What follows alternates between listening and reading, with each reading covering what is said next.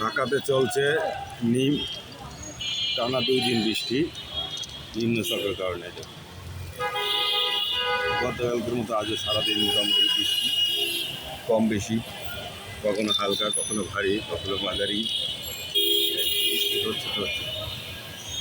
তো metro rail flyover একটা সুবিধা, বৃষ্টি হলে একটু নিচে থেকে দাঁড়ানো যায়, বাইকার হোক পাঠা হোক সবাই যায় নিচে দাঁড়িয়ে থাকে।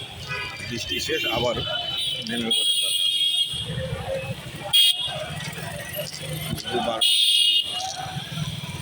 বৃষ্টি হলে সবচেয়ে বড় সমস্যা হলো খালি যানজট, গাড়ি নষ্ট হয়, পানি জমে, চলাচল সুবিধা বিঘ্ন ঘটে। আজকে বৃষ্টি হচ্ছে ঠিকই, কিন্তু গরম কমতেছে না।